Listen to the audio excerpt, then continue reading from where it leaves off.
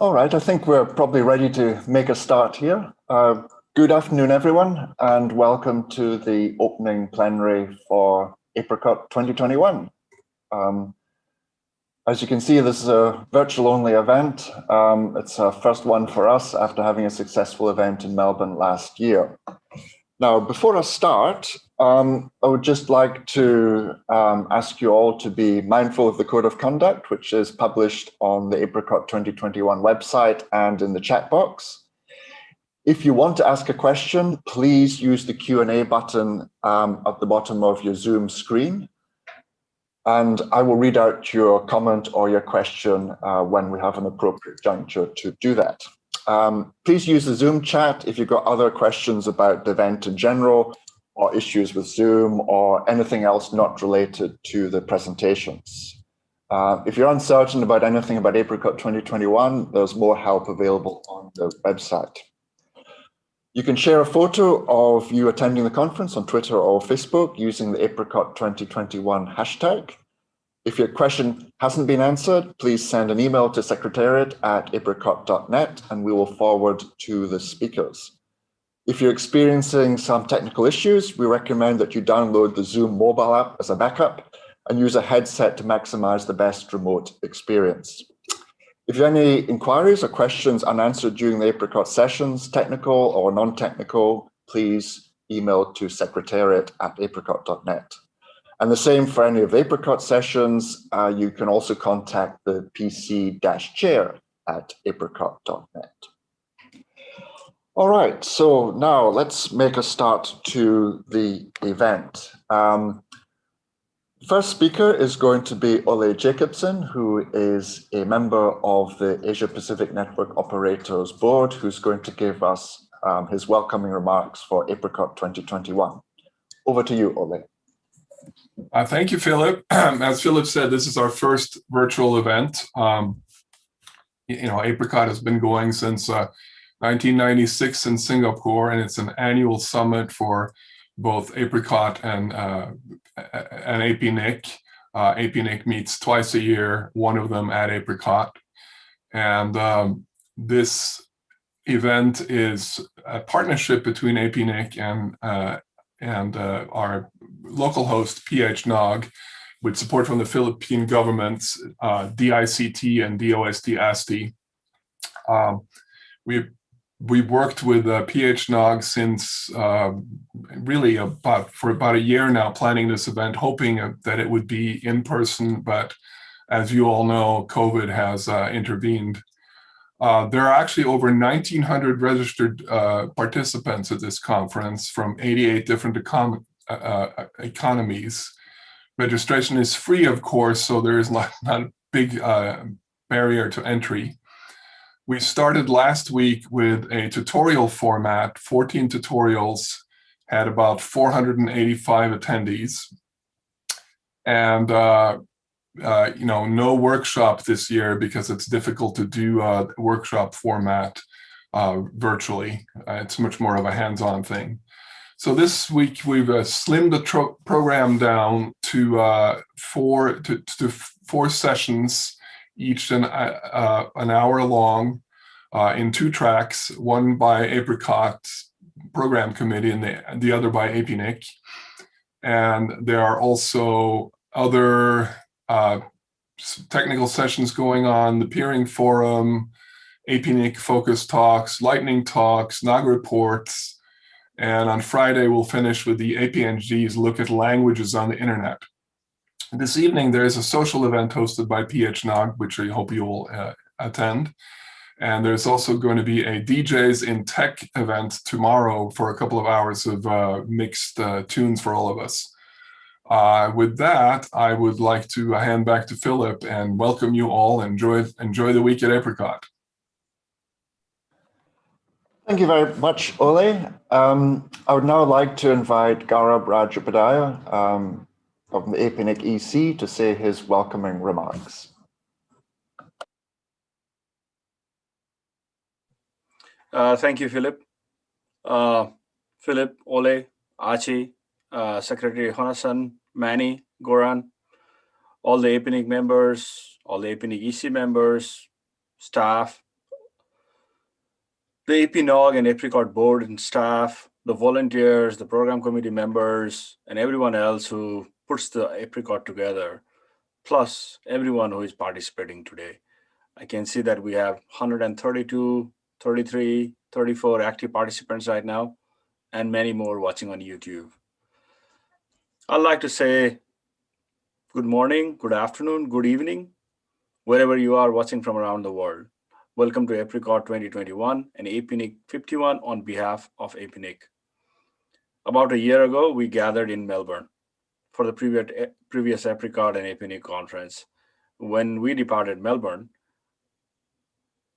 no one had thought that Apricot was going to be the last of the large face-to-face conferences globally for the internet industry.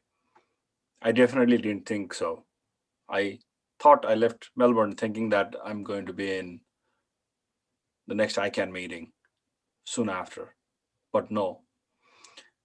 Last year was the 25th anniversary of Apricot. It was a celebration of the long-running event and the enduring strength of our community. And we were set to celebrate APNIC 50, the 50th APNIC meeting in Bangladesh in September, but we all know how that went. We had our first virtual APNIC, and nobody had thought how the year would go by when we left last year. The experience in some parts of our region with COVID-19 has been very, very worse, much worse than some others. I'd like to start by acknowledging that and hope you and your families remain safe and well as long as it takes us to beat this pandemic and we can get back together in our meetings again. Obviously, 2020 was a rough year. However, there is always a silver lining. One of the positive from the experience has been that it has showed the enduring strength of our internet operations community that we celebrated in Melbourne, and we are doing so today again. As I said earlier, we held the first fully virtual APNIC meeting, and before the APNIC 50 and even after that, I've attended a lot of virtual NOGs and other meetings that have still gone on, and the community has still shouldered on its role in policy, operations, and making sure the community thrives. I feel that we are all on this together, and we'll obviously talk a lot more about APNIC and APNIC activities during the week. As Oli said earlier, there is a separate track, full set of sessions that are focused on APNIC, and obviously we have our AGM on Thursday. In the next 1 minute, let me talk about some of the things that APNIC has done in the last 1 year with the community. APNIC is a member organization, but our community participation and support has been long running. In fact, it is actually in the APNIC bylaws that we work towards the internet development in the region. APNIC not only provides the member services related to numbers, but also training and information sharing, technical advice. We support NOGs and certs. We help internet exchange points.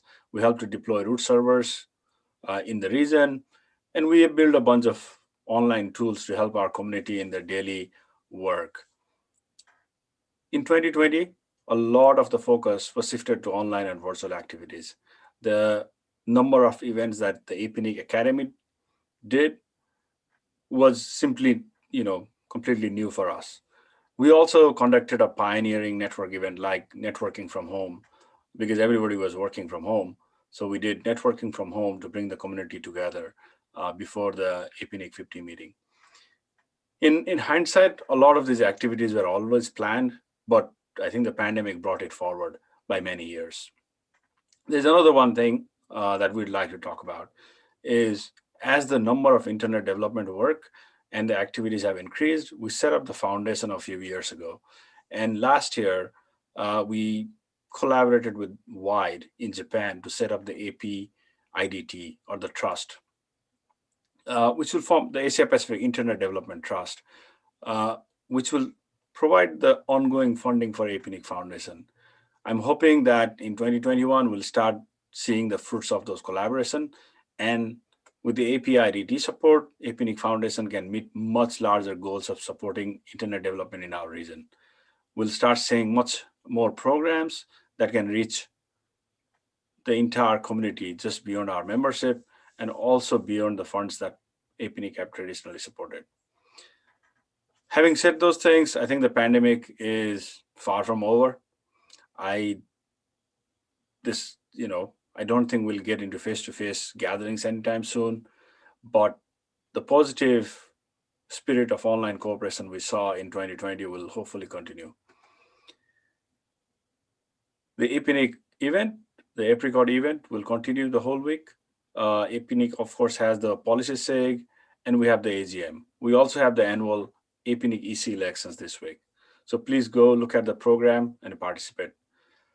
Coming towards the end, I'm actually really glad to see so many of the community are here today. I'd like to thank everyone in the community for your ongoing commitment and participation despite the challenges of the pandemic. This enthusiasm and spirit has maintained community cohesion throughout a very difficult time for all of us.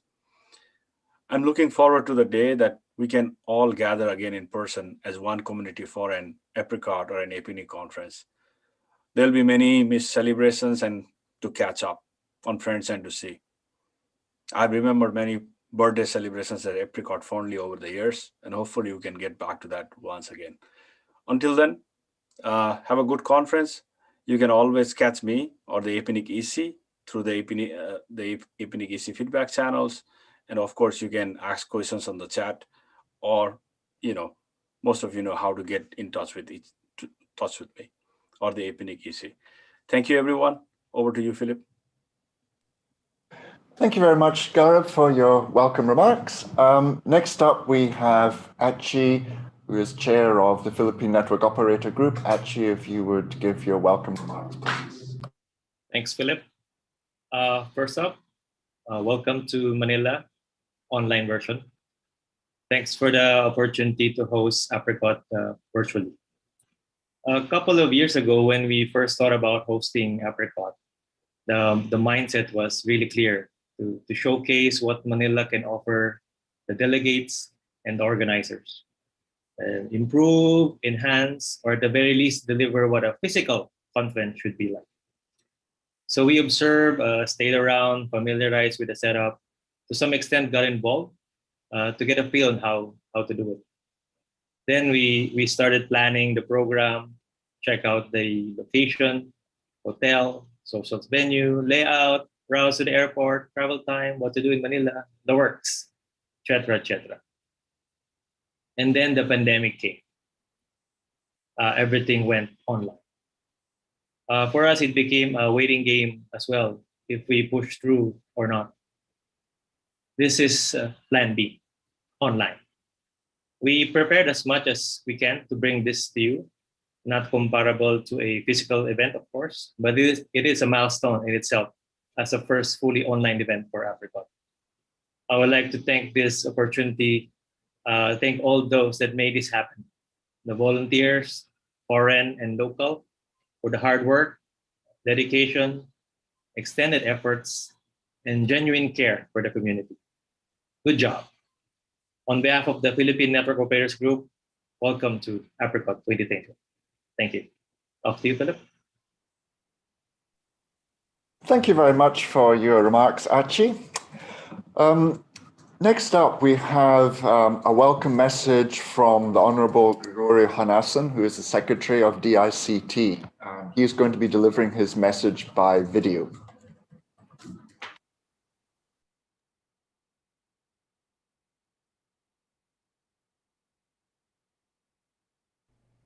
To the organizers of the Asia Pacific Regional Internet Conference on Technologies, or Apricot 2021, the Asia Pacific Network Operators Group, or APNOG, and the Asia Pacific Network Information Center, or APNIC, and their partner, the Philippine Network Operators Group, or PHNOG, delegates from around the world, friends, ladies and gentlemen, a pleasant day to everyone.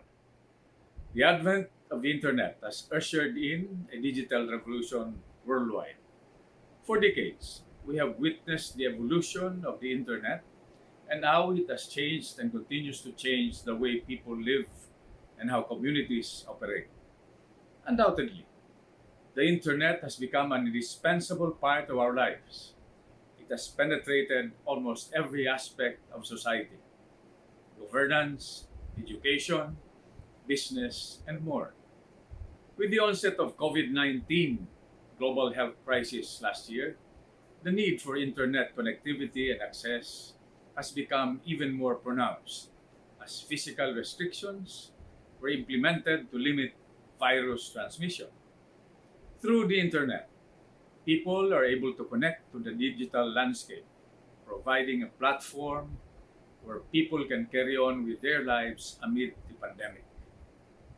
Recognizing the vital need for connectivity in our present situation, many countries have strengthened their digital transformation efforts, especially their internet connectivity initiatives, to adapt to what we now call the new normal, the Philippines included. As a primary policy, planning, coordinating, implementing, and administrative entity of the executive branch of the Philippine government that will plan, develop, and promote the National ICT Development Agenda under Republic Act 10844, the Department of Information and Communications Technology, or DICT, is currently implementing three major connectivity programs: the National Broadband Program, or NBP, the Free Internet Access in Public Places and State Universities and Colleges Program, and the Common Tower Initiative. Through the NBP, the DICT aims to build a government-owned broadband network that will ultimately improve internet speed, widen internet coverage, and lower the price of internet service in the Philippines. Complementing this is the deployment of free Wi-Fi sites across the archipelago, especially in geographically isolated and disadvantaged areas. Additionally, through the Common Tower Initiative, we hope to provide an avenue for the private sector to speed up and widen coverage of their infrastructure rollout. All these efforts are in line with President Rodrigo Roa Duterte's directive for the DICT to connect the government to other governments, domestic and global, government to businesses, and government to citizens through faster and cheaper, if not free, internet and in a more secure manner. This is the goal of this event: to gather the world's best internet engineers, operators, researchers, service providers, users, and policy communities from various countries to discover new insights, learn from each other's best practices, and further improve the development and implementation of these initiatives for the greater social good. The internet has turned the world into a global village, and as fellow citizens of this global community, it is only fitting that we help each other out towards a shared future of prosperity for the benefit of the people, especially our next generation of citizens and leaders, our children. On behalf of the Philippines Department of Information and Communications Technology, we express our appreciation to the organizers for conducting the Asia Pacific Regional Internet Conference on Operational Technologies 2021, and for inviting us to participate and be a partner in this event. It is truly a great privilege to be with ICT leaders from other countries in the Asia Pacific region. We hope this gathering will forge new partnerships and strengthen existing ones. Thank you.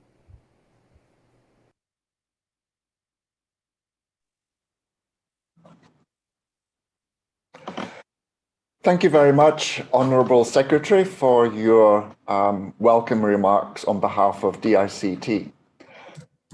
I would now like to invite Undersecretary Emmanuel Keantic, who will deliver his keynote speech again by video.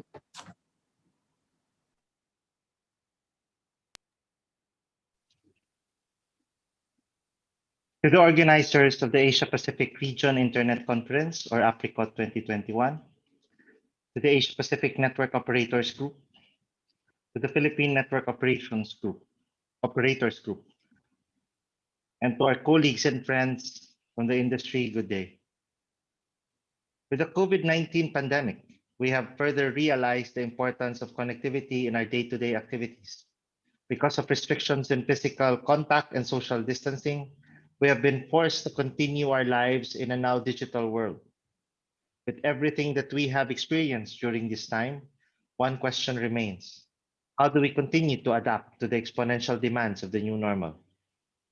According to the Philippine Digital Economy Report 2020 of the World Bank, there are 4 key drivers that constitute the acceleration of the digital transformation of the country. First one, connect, pertains to building the digital infrastructure of the country to establish and strengthen the foundation of digital transformation. The next driver, harness, focuses on devoting resources towards digital education, skills, and jobs to help Filipino educators, learners, and workers advance in the digital economy. The third one, innovate, emphasizes the need for continuous modernization of government and business services to become efficient and accessible. And the fourth one, protect, shall ensure protection and mitigation of possible risks that will be encountered as we transition to a digitally enabled economy.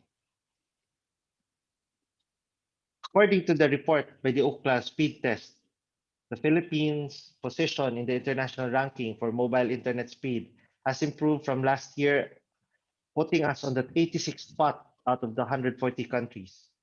We remain, though, at the 100th spot for the fixed broadband internet speed. Although the speed is gradually improving, there is still much to be developed for the average Filipino user's experience. There is still a considerable amount of work that ought to be done to improve the digital readiness of the country. The existing towers and fibers built are not yet enough to reach the ideal tower to subscriber ratio, which is one tower to 100 or 200 households. And since we are an archipelago consisting of islands, the investment in connectivity programs for remote and commercially unviable areas are sparse and inadequate. We plan to collaborate with private sectors and the various government agencies to utilize the country's existing assets and to create regulations that will necessitate the use of certain digital tools to improve the internet connectivity of the country. Even so, the Philippine government has already taken steps to address these concerns. As the lead agency in charge of the digitalization of the country, the DICT has been spearheading the implementation of various programs and projects that shall facilitate the establishment of the digital infrastructure of the country and likewise spur the growth of the digital economy. In July 2020, the government issued a joint memorandum circular on tower permitting, which has reduced the permits from 241 days to 16 days, the number of permits from 13 to 8, and the documentary requirements from 86 to 35. The policy is expected to widen the base of towers and accelerate the deployment of internet across the country as it allows and encourages telcos and internet service providers to share cell towers. The first program of the government in its digital connectivity is the National Broadband Program, or the NBP. The NBP is the flagship program of the DICT and the blueprint for the acceleration of the deployment of fiber optic cables and wireless technologies for the overall improvement of the nation's internet connection in terms of speed, reliability, affordability, and accessibility. The DICT has signed a tripartite agreement with the NGCP and Transco to utilize the existing fibers, dark fibers of NGCP, and to fast-track the layout of fiber optic cables for the national fiber backbone. We also want to catalyze the fiber build-out to places where there are no fibers at all through the provincial broadband network. We have partnered with various provincial and city government units to connect the middle and last mile locations in the country. More cities and provinces have signified their interest in joining this program. The DICT also plans to involve local telcos to lease their existing fiber networks to further expand the coverage of internet connectivity for the government. We are even looking at a possible consortium of local telcos to create rings of backbones as a way to establish resiliency in the provision of fast and reliable internet connectivity in the country. The provision of last mile connectivity and access is the focus of the Free Wi-Fi for All program. We have connected a total of 7,872 live and operational sites nationwide. The continuous implementation of the Free Wi-Fi program resulted to a 500% increase in the activation of the sites in the year 2020 alone. Furthermore, we want to direct this growth to places where there is minimal to no fiber and towers. Thus, we are currently carrying out Wi-Fi installations to about 1,035 GIDA sites through the use of very small aperture terminals or VSATs. The second key driver for digital transformation, Harness, highlights the need to invest in digital education skills and jobs that will assist the Filipino educators, learners, and workers adapt to the new normal. One of DICT's programs targeted towards investing in the Filipino youth is the Digital Learners and Teachers Project, which intends to address the pressing challenges in the delivery of basic education during the global pandemic by providing the necessary digital tools and skills to the students and teachers alike.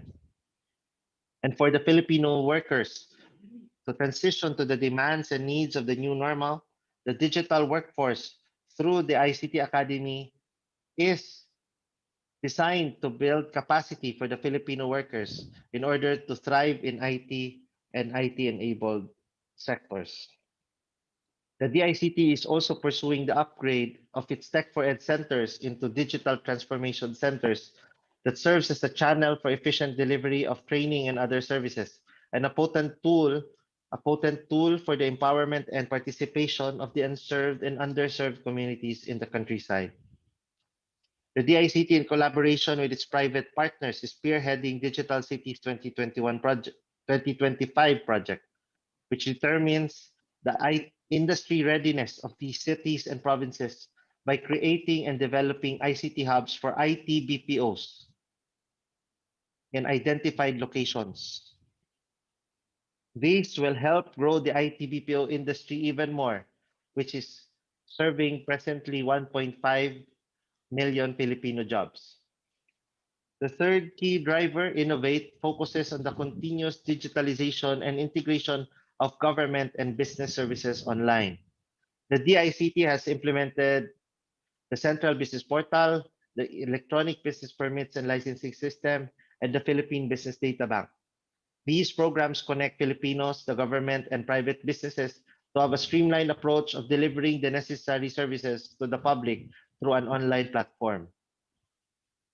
All these programs and projects on the digital transformation of government is complemented by the fourth and vital aspect of digital transformation, which is Protect. The government is continuously employing the Cybersecurity Management Program, which is envisioned to be the primary instrument in making the Philippine government more secure and resilient in cyberspace and safeguarding the Filipinos in the cyber realm. Our National Computer Emergency Response Team utilizes the CSMP and other tools to deliver frontline services and activities such as VAPTs, cyber drills, cyber incident response, and actionable intelligence for government agencies and other critical information infrastructures connected to the CSMP. We, the DICT, and your government want to direct this growth to areas where there is limited connectivity. We are looking forward for necessary support for the build-out of the National Broadband Program in missionary areas and the conduct of various feasibility studies. We hope to break the frontiers in these locations where there is no connectivity until there is no region left behind. For a digital Philippines in the new normal, thank you and stay safe, everyone.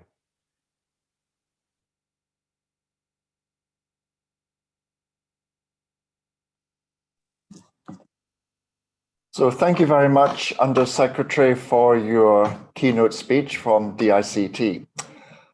I would now like to invite Joran Marby, CEO and ICANN President, to give his keynote speech about navigating the post-pandemic world as an internet community. Over to you, Göran. Thank you. Thank you very much. Can you hear me? Thank you very much. First of all, I have to say that I really would have loved to be in Manila right now. And more importantly, the plan for me was to go to APNIC last year. And some of the speakers has talked about the fact that there's a lot of things that changed during this year. Yeah. So I'm going to talk a little bit about the part of ICANN that you might not always think about, and that is that ICANN in its foundation is a technical organization. Starting with the question, how did we do during COVID as an institution, but also together with you, together with everybody else in this ecosystem? I think we need to give ourselves quite higher marks. Isn't it fantastic? In the sense that when the world went digital and online about a year ago, the internet, thanks to people like you, thanks to people in my community, actually worked flawlessly. It's been remarkable, isn't it, that this system has been able to produce those things in a fashion that made everybody be able to connect. Many of the things that people talk about, which is a little bit of my speech, and I really appreciate the administrative speakers on this conference talking about all the positives with internet as well, because I also think there's been a year when a lot of people have talked about things that might be bad with internet. The interesting thing with that is many of those things are actually not on the internet. They're on platforms outside the internet, where you use the internet to get into a platform. If you go into a social media platform, you actually do leave the internet and go into someone else's computer. By the way, this is outside my speech, but can you help me to tell people that cyber doesn't exist?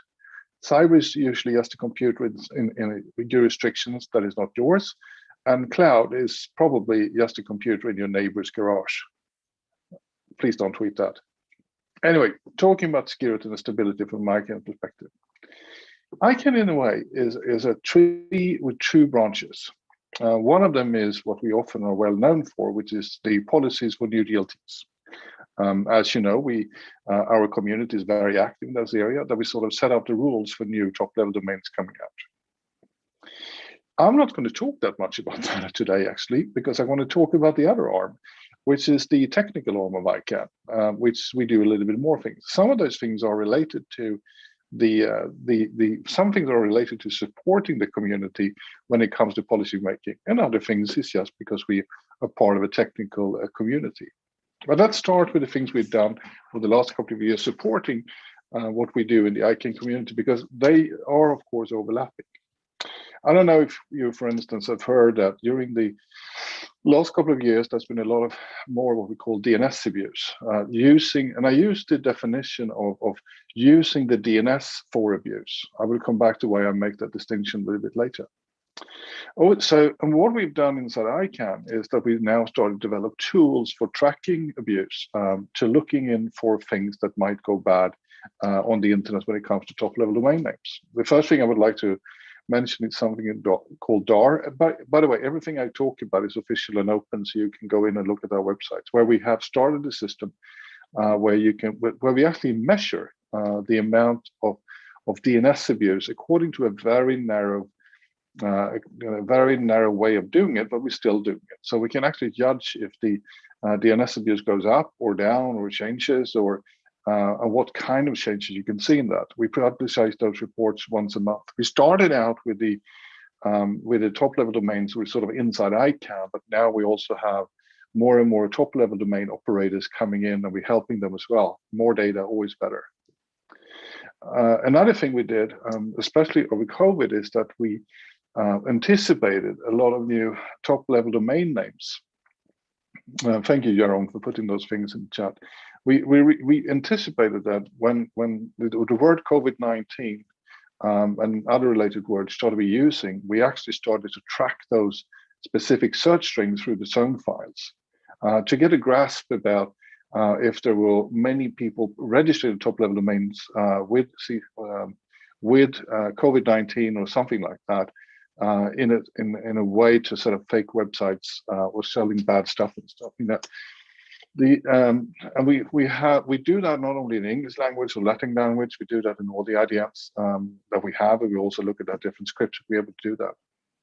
One thing that is interesting with both of those reports is that when it comes to registration of COVID-19, we saw an enormous increase of those registrations for speculators mostly who went in and did it.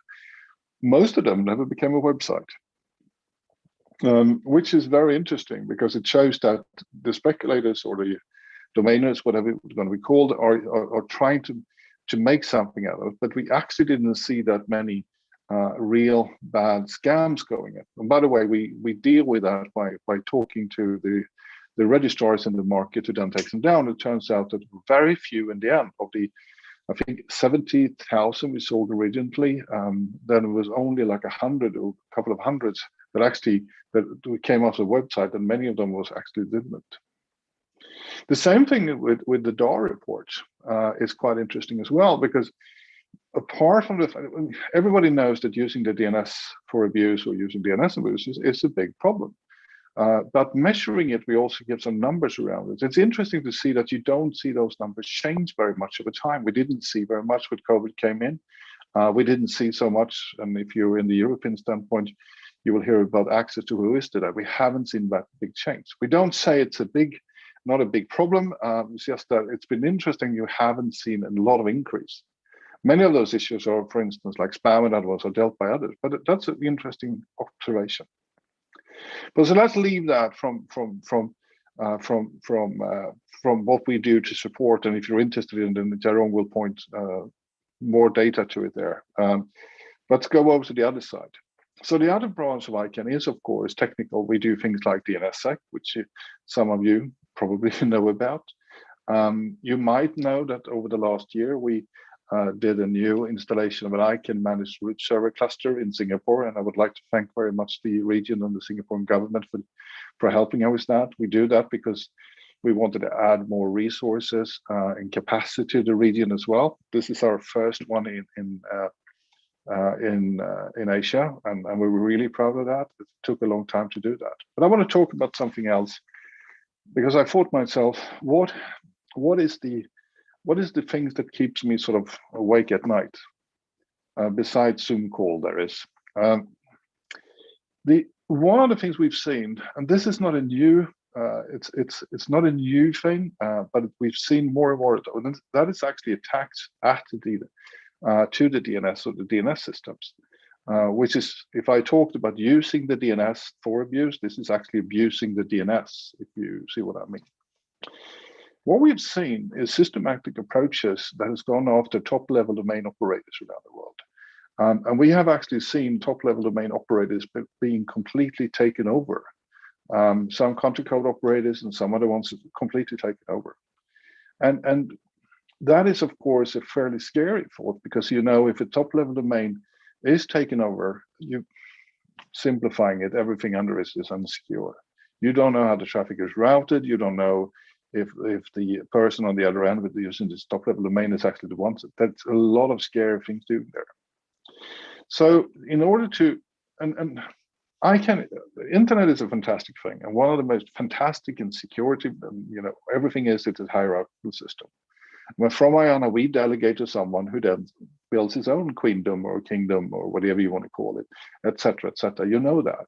And that's one of the reasons why internet has been so successful. You give a mandate to someone and they deal with it.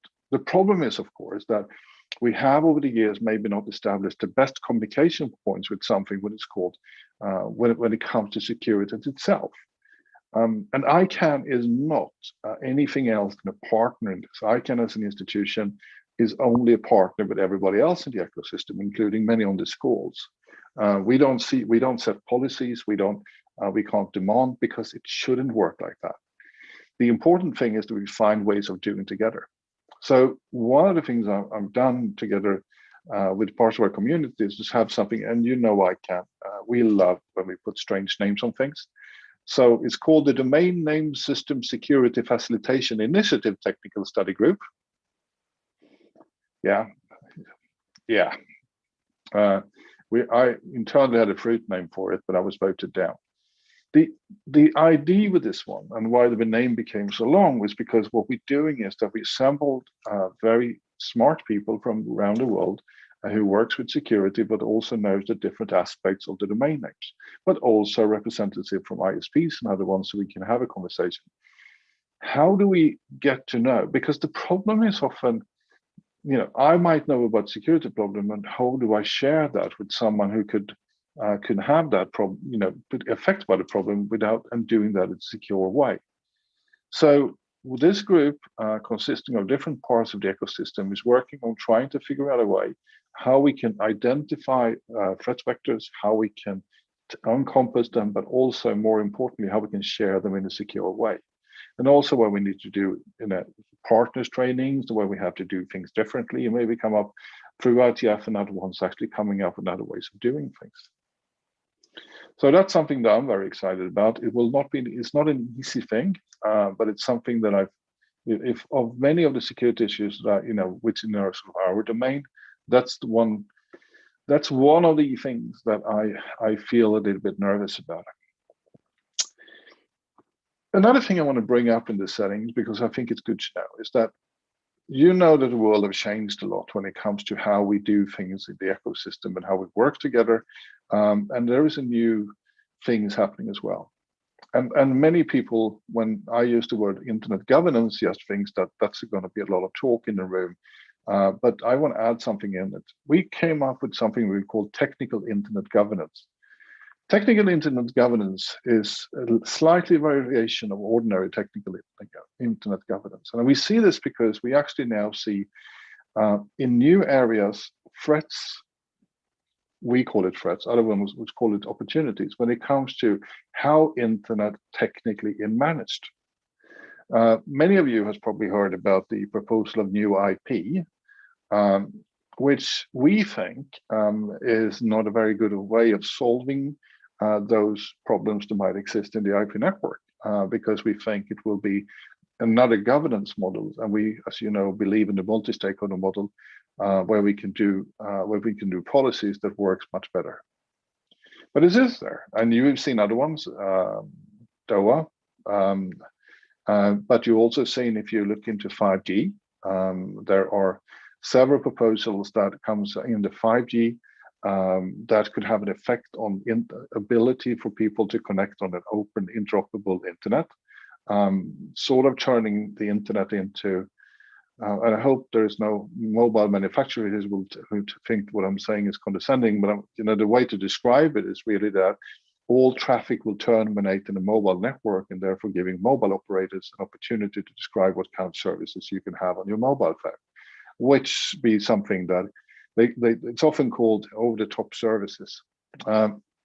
So that's just another example of all of those things. And I talk about that because I think it's good for us to understand there are new things happening. What we're doing right now from ICANN and with our communities, often we work more and more with not only ITF, our dear friend and partner in this, but also going into venues like GSMA. We are now a member of the ITU. And we do that. We went in there because we want to be able to talk under our own flag, to talk about those technical issues and have those discussions, because we believe, and I believe, that there is a slight threat. And you should know, just to end this, is that from an ICANN perspective, we believe that if a new technology comes around that is sorting all those things we do in a much better way, we're going to stand aside. It's the governance models. If someone else takes over from the multi-stakeholder model, that makes us slightly nervous. Anyway, so that's also why I'm so pleased to be here in Apricot. I know that I have a lot of people here from my team talking, interested in as well, and then this kind of discussion is something that I really want us to be a part of more and more going forward. Last things. It was mentioned at the beginning that you were one of the last big meetings. So yeah, you were. Just a week or two later, I announced that we were going to cancel our first ICANN meeting and go virtual, which was the ones to do with Cocoon. And we are not doing. We were supposed to do Cocoon meeting again, but we stopped doing. We are not going to do that now either. I am impressed how everybody has got sumified so easily. I also think there are some things we can learn from a positive standpoint, how to do meetings in the future. The physical meeting is extremely important, but the technology development has happened over the last couple of months really has really helped us to maybe do things better also in the physical world. Anyway, I already said to my team, there are some things in this setup, by the way, we can probably learn from how you do things at Apricot as well. So there you have it. These are the things that is on my top of my head right now. I hope it was interesting, and I hope that when you think about ICANN, that we are sort of going back to our roots when it comes to the technology part of what we do. We're giving the technology part and what we do a much more interest, resources, and thoughts, because that's where ICANN started and that's where ICANN should be. Anyway, thank you very much for having me, and I wish you a really good meeting. And I would like to have that T-shirt that you're having, because I don't get one of those T-shirts. Thank you very much. Thank you very much for your keynote, Göran. We will make sure that you get a T-shirt. Don't worry about it. It will be arranged. We have a few minutes. If any of the participants have any questions that they would like to ask Göran about his very thought-provoking, very interesting talk, if you please ask those questions on the Q&A. We have a couple of minutes. I mean, I can always debate with Maureen if you. No questions?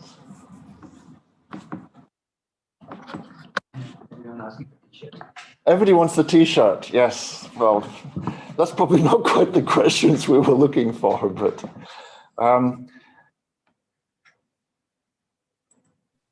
not even Maureen. You always ask me questions. And I love them.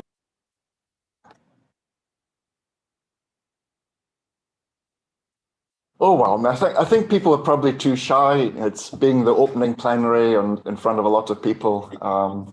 Jeff Houston has a question. We now have a question. So the question is, what's your opinion on new IP and why it is bad? I mean, technology-wise, I would claim that nobody really knows what it is. That's probably besides you, Jeff, because you often know more about things than anyone else. So I look a little bit beyond the new IP, and that is that a lot of it. I mean, they actually say that it's because they want to change the governance model. They seem to be. I mean, they build their. I mean, first of all, it's sort of interesting. They say this got nothing to do with governance. When we actually look through the proposals, it's about the governance model. And I happen to believe. I mean, one thing I want to make clear is that I think that we have to continue to develop the IT protocol and how we do things. I mean, nothing will be forever. And by the way, I think I have debated things like IP version 6 and other things with Jeff many times. We agree that it's going to change, so we have to evolve, especially taking into account the mobile space. What I don't agree in, and remember I do this because I actually enjoy working for ICANN, is because I believe that the ICANN community and the communities you represent have actually shown that it works. And we've been able to do that without people paying too much attention to it.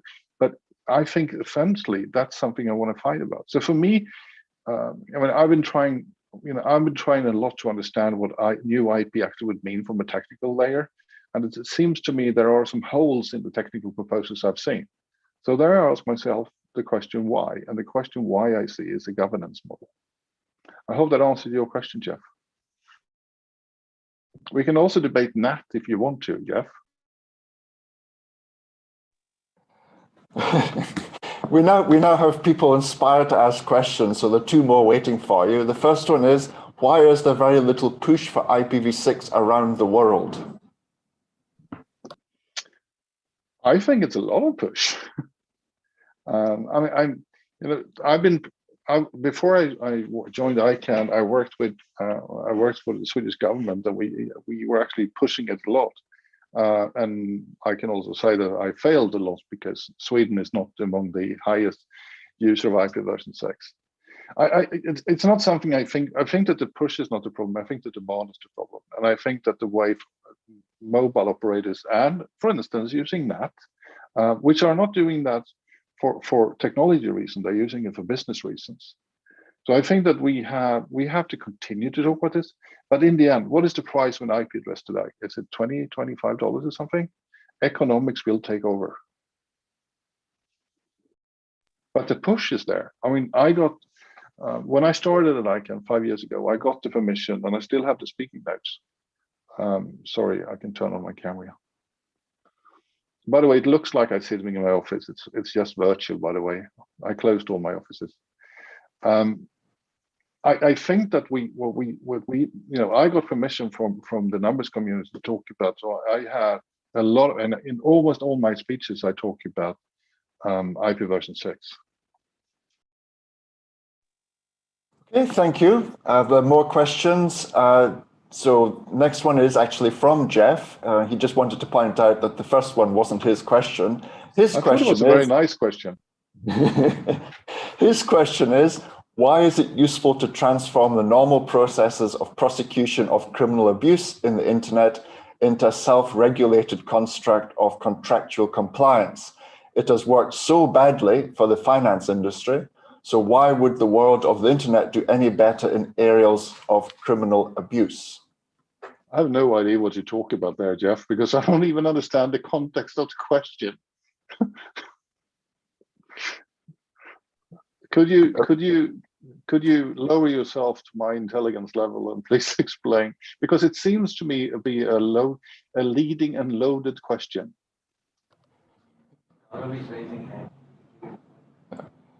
Okay, I'll see if Jeff makes any comment in the chat about that. Yeah, Jeff is saying it's very hard without the microphone. Hold on. Maybe what we can do, let's see if we can promote Jeff to panel so that he can actually talk. Yay, I can talk, can I? Please. Hello, Jeff. Hello. I've been following this area of DNS abuse that you talked a lot about in your talk. And what it seems— Are you talking about using the DNS for abuse or abusing the actual DNS? Trying to put a stop to it. Which and one of them? The tool that we've been talking about in this community is to enforce contractual obligations on the folk who register domain names to try and eliminate a lot of bad behaviors that actually lead to, criminal activity, massive registrations of domain names and so on. And so most of the work in DNS abuse appears to be trying to refine our contracts. But I'm a little bit sort of worried about this because in some ways, trying to enforce better behavior through contractual compliance has worked so badly for the finance industry where, bad deeds often went completely unnoticed and unpunished. And it seems in DNS abuse, bad deeds are going phenomenally unnoticed and unpunished. And the only tool we've got appears to be contracts, not criminal prosecution. And so my question is, in some ways, we all understand that DNS abuse in particular, but abuse on the internet is really bad. But we seem to be tying one hand behind our back by simply relying on contractual compliance between registries and registrars to try and knock it out at the registry level. And I'm kind of wondering, is this a case of doing something because we've got to be seen to be doing something? Or is this a well thought through strategy that will actually clean up the place? Thank you. Thank you. How long do I have? 30 seconds, unfortunately. Okay. First of all, I love when my answer has to be shorter with a question. First, you're making the assumption that financial regulation doesn't work. So that's an interesting assumption. We can debate that for a day or two if you want to. The second one is that I want to point out that the ICANN community sets the policies for anything we do. It's not me. So should you debate it with them. And the second thing is that the way ICANN is constructed is that the contracted parties has a hole in their contracts with us, and if they accept things putting into that contract if it comes through a multi-stakeholder model. And that's why it ends up in a contract. With that said, you know that I have been very supportive of first of all, putting some facts into the discussion about the how big the problem is. I'm not saying it's not a problem. I mean, if you look for the new GLD program, I think the level of abuse, according to the specification we're using, is like half to a 1% of all the top level domains out there, which I think is in the range of 260 million or something. That's a big number, but it's still, you know, it's still something that we have to talk about from a factual basis. And you know that I've been supportive of not only from the facts discussion, but also making sure that there are initiatives like the PIR's new initiative about an institute. There's a lot of contractor parties coming together to come up with a framework.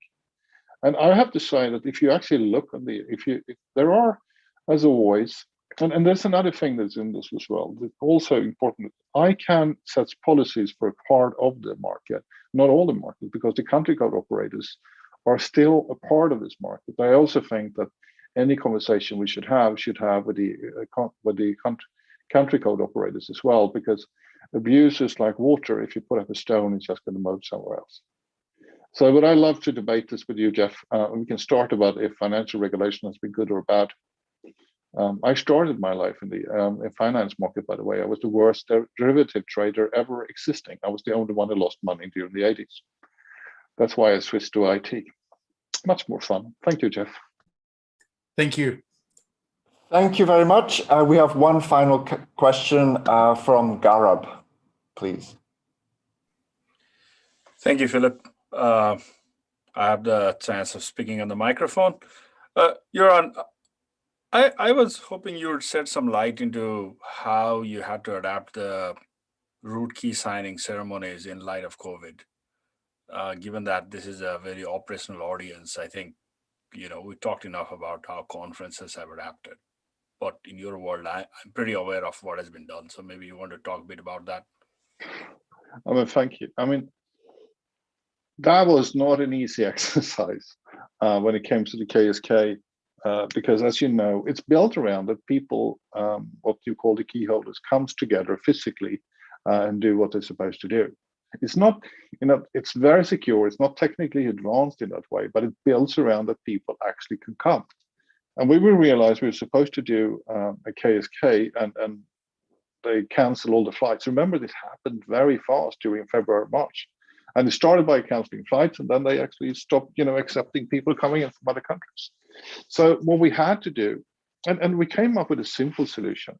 It was not like it's you know, we actually used a mail system, and we used an open mail system to make sure that we received them. And then you can actually go online on YouTube to see how we actually handled this, because we streamed it in real time, so everybody could see that we opened the right envelopes and all the stuff.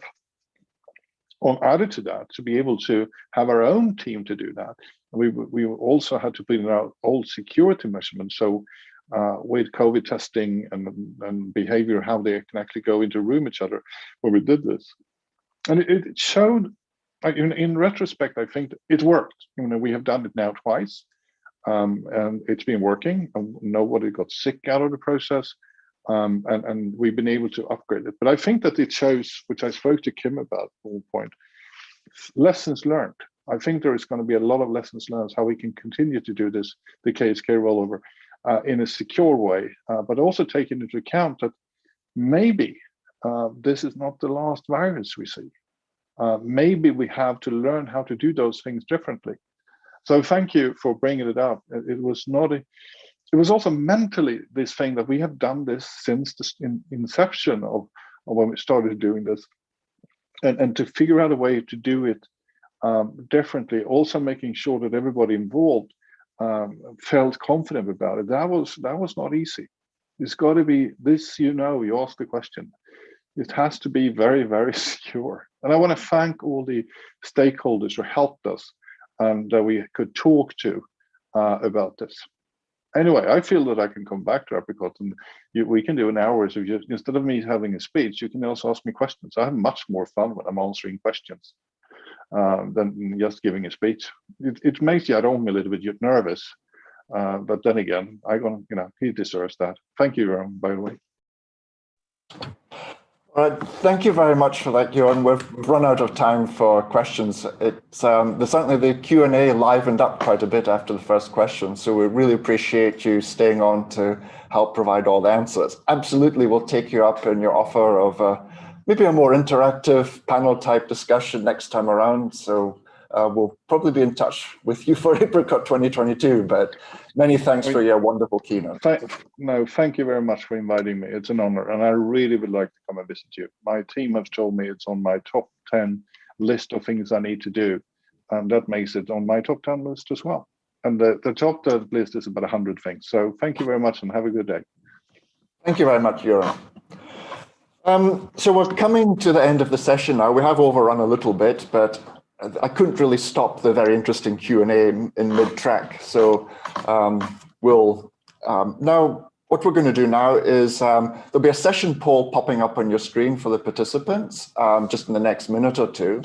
What I would like to do is recognize the sponsors. Every year, Apricot gets a large number of sponsors. This year, we didn't think that there would be many sponsors given the online event, but our sponsors are very, very keen to carry on supporting us. I suppose we started off thinking that budgets would be cut and so forth, but no, our sponsors have been very, very generous. So I'd like to highlight our platinum sponsors, APG and the Indonesia Network Information Center, APNIC, Flex Optics, the Internet Association of Australia, who were our hosts for Apricot 2020 in Melbourne. Internet Society has been a wonderful supporter of Apricot, and they were supporting our training program last week. And of course, VeriSign, our other platinum sponsors. So really appreciate all the support that our platinum sponsors have been giving to us for this event. For our online socials, we have an online social this evening. So @Tokyo, Microsoft, Netflix, and PH Colo are supporting that. And our diversity panel on Wednesday, our diversity in tech session, will be supported by Akamai. We'd also like to thank our community sponsors, running through Alita AMSIX, AWS, Console Connect, DKIX, Facebook, Google ICANN, Hilco, Infoblox, JPIX, NSRC, NYIIX, Paracom, SGIX, Vast Experts. I'm sorry I missed one out because I cannot see them with the screen being so far away. RPKI community sponsors, JPNIC with APIX, and our peering sponsors, Globe Business, JPIX, Links, Megaport, MyIX, NetIX, and YIIX, PLDT, and Team Cymru. And of course, the APNIC AGM sponsors, CNIC, JPNIC, and TWNIC. So this now brings us to the end of the opening plenary. I would like to thank all presenters, our two officials from DICT, and of course, Joran Marby for their speeches, interesting talks. We will resume in around about 9 minutes for the APOP session. We will split into two. So the APOP session carries on Apricot side, and the APNIC session carries on with the operations sake. Also remember, there's the opening social event this evening, which is going to be hosted by PHNOG. Please come along and enjoy that, see what they have in store for us. I'm going to be quite intrigued to see what they have to offer, given how the social events are for the actual PHNOG conferences, for any of those of you who have been to them. Otherwise, this brings us to the end of the session.